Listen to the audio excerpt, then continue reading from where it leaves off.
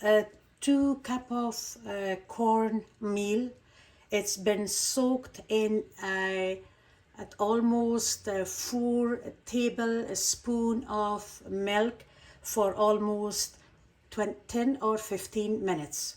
So I soaked the 2 cups of cornmeal in 4 tablespoons of milk for 15 minutes before I add another ingredient in it. Also here I'm gonna add half a cup of cornstarch.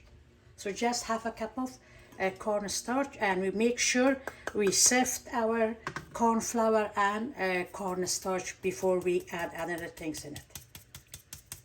Okay.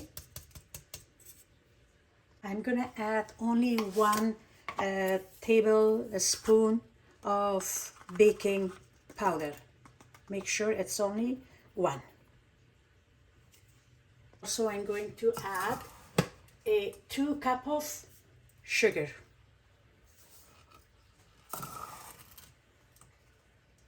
Okay. Usually I add salt, but because my butter is a salted butter, so I'm not gonna add salt. So these are my dry ingredients.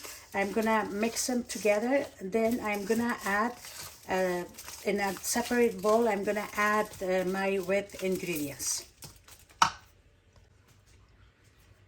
I don't know if you guys notice or not, I did not add the sugar with the eggs and butter. If you guys want, you can do it, but I did not, because the corn meal is a little bit, it's not like very grind like regular flours or regular corn flour, so I decided to add it with the flours.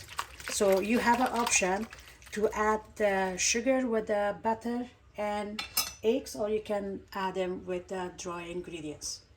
I am gonna add 1 full cup of butter that I already put them over the counter, and they are very soft.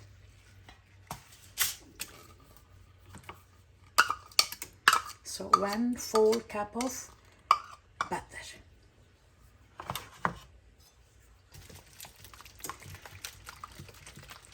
You have an option to add flavors in your corn cookie, and if you want, you don't, but I love to add baking I'm gonna add a vanilla, almost like a 1 teaspoon or half a tablespoon, but for this amount I'm gonna add only half a teaspoon of vanilla.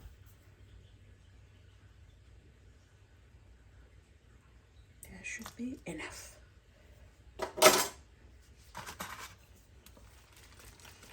Okay. In this wet ingredients, I'm going to add my cornmeal, the one that I soaked with the milk. It was just, I think it was 4 tablespoons of milk. I soak it, just make it a little bit softer.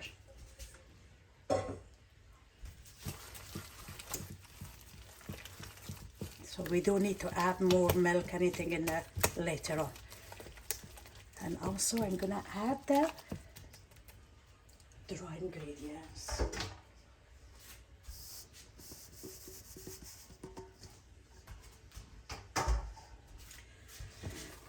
Okay, so you have an option to mix it with a spoon, or you can use your hand, which I will use my hand in a couple of seconds.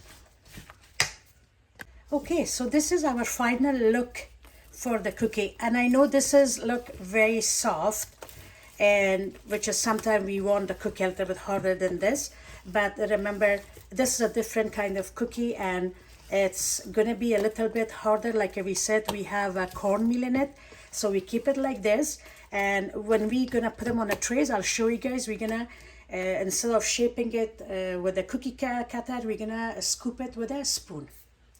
So here is our cookie. I just took it out from the oven, our corn cookie, and they are very nice. It's very nice golden on the top, and also at the bottom is very light brown. So we want it exactly like this. They're very nice and thin cookies, And what you can do with this, you have an option. You can dip the whole cookie, the top of it with the chocolate, liquid chocolate, or you can do half of it with chocolate, or you can have it the way it is. So anything is possible with these cookies, and it's completely gluten-free, and you don't need to just go spend a lot of money and buy gluten-free cookies. So here is all our gluten-free corn cookie. There's no other chemicals, nothing in it, just regular sugar, baking powder, eggs, and milk. And as you can see, I shape them nice and round with a cookie cutter. So when they are coming out from the oven, they all gonna have a shape like this. It is round, but the problem is the edge is gonna be thin and the center is gonna be thick. And also we wanna have a nice round shape of cookies. So what I'm gonna do, I grab this one and I use my cookie cutter and we cut it any size you want. So now everything is all the same. If I'm gonna, which I will, gonna dip it in a chocolate or a white chocolate or anything, that's gonna be nice shape we have. And one more thing I want to tell you guys, that I did put extra eggs for that amount of flour, because gluten-free flours, they are really hard to stick together. So you have to put corn flour and you have to put extra eggs in it to keep it, to hold it nice. Otherwise, they're gonna be open. And here's another example of it. So when you cut it with your cookie cutter, so they're nice and round. Now all your cookie, all of them are in the same size. There's no different, and it's nice, and you can dip it in the chocolate. So I'm gonna let it stay for at least few hours, and after that I'm gonna make my icings and my chocolate ready, and I will dip half of them or some of them in the chocolate. Some of them I'm gonna put icing sugar on them. So you have an option of lots of option to decorate your cookie, even if they are gluten-free. So this is the final look of my corn cookie after I dip it in chocolate. So I just want to show you guys, because I pack most of them already, so I have not enough to show you guys, but I have some to the plate to show that you can dip in the chocolate or any other icing that you want. I dip it in a chocolate, and I love always using the brown chocolate. You can use white chocolate, or you can use it half, or dip it half of them in the chocolate.